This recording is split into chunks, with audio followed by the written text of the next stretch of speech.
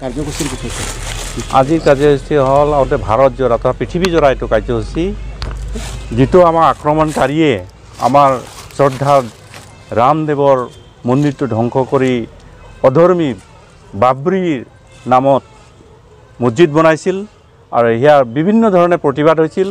তাৰে 1992 চনৰ 6 ডিচেম্বৰ তাৰিখে হাজাৰ হাজাৰ কৰ সেৱক তথা আমাৰ হিন্দু সমাজ বা অন্য সমাজ সবে লগ লাগি সেইটো শাৰীৰিক বল প্ৰয়োগ কৰি ধ্বংস কৰিছিল।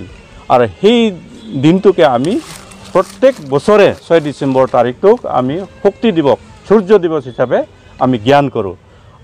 এইটো সূৰ্য দিৱস মানি আমি সকলোৱে ঐক্য হৈ যাওঁ আৰু দেশ সেৱাৰ নামত ধৰ্ম সেৱাৰ নামত মানৱ সেৱাৰ নামত আমি জড়িত হৈ যাওঁ। এইটোৱে মূল বিষয়। তাৰ প্ৰতি আমাৰ মাজত কৰ সেৱক আছে, ইমান দিনে আমি কৰিব পৰা নাই, কিন্তু আজি এজনক পাইছোঁ কৰ সেৱক সেই ঘটনাত জড়িত। তেওঁ হ'ল সন্তোষ তৰফদাৰদেৱ।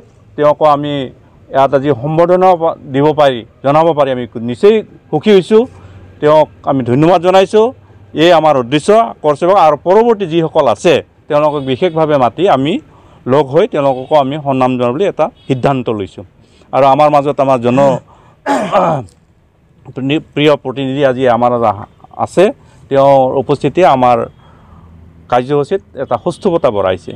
ধন্যবাদ। সূৰ্য দিৱস পালন আমাৰ 1992 চনত 6 ডিচেম্বৰ যি বাবৰি মছজিদ ধ্বংস কৰি পেলাই আকৌ ৰাম মন্দিৰ গঠন কৰাৰ চেষ্টা কৰা হৈছিল।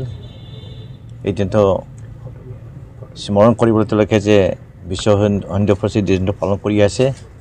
মই ইয়াত যোগদান দিবলৈ আনন্দিত হৈছোঁ, সুখী হৈছোঁ। কাৰণ আমাৰ দেশ বা আমি বাচিব লাগিলে আমাৰ দেশটো প্ৰথম, তাৰপিছত ধৰ্ম, তাৰপিছত ব্যক্তিগত।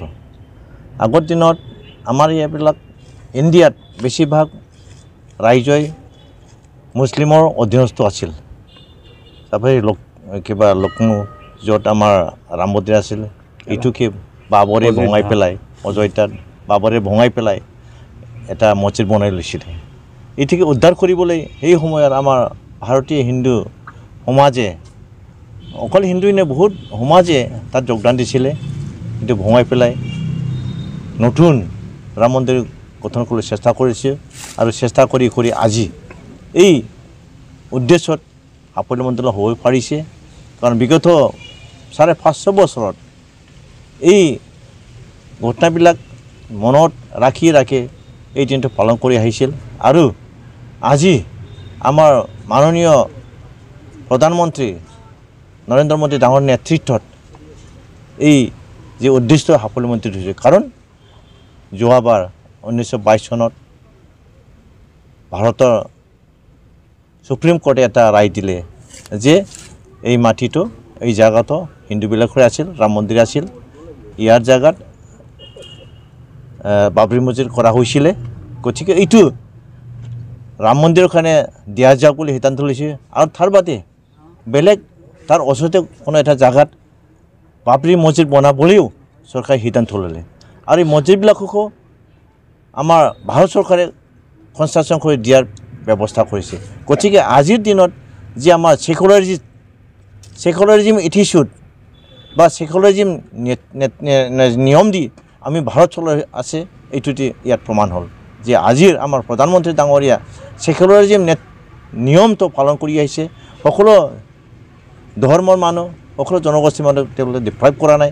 গতিকে এই ইমান ডাঙৰ যে সমস্যা, ইমান বছৰ কংগ্ৰেছত তেওঁলোকে একো কৰা নাছিল। আজি এই দায়িত্ব লৈ পেলাই আমাৰ মাননীয় প্ৰধানমন্ত্ৰীক কৈ দিলে। আৰু এইটো প্ৰমাণ হ'ল তেওঁৰ যে এটিচিউড, যে শাসন কৰা যে এটিচিউড, এইটো টু মাছ সেকুলাৰিজিম। গতিকে ইয়াত অকল ৰাম মন্দিৰে কৰা নাই, কিন্তু বাবৰি মছজিদ কৰি দিয়া হৈছে। গতিকে মই প্ৰধানমন্ত্ৰী ডাঙৰ ধন্যবাদ দিছোঁ। আৰু আমাৰ আজিৰ দিনত ক'বলৈ গ'লে যে ভাৰত এটা হিন্দু ৰাষ্ট্ৰ আছিল না, আগতে হিন্দু আছিল। ভাৰতৰ গোটেইবিলাক মানুহে হিন্দুই আছিল বেছিভাগ। ইয়াৰ পিছত খ্ৰীষ্টান আহিলে, বেলেগ আহি গ'ল।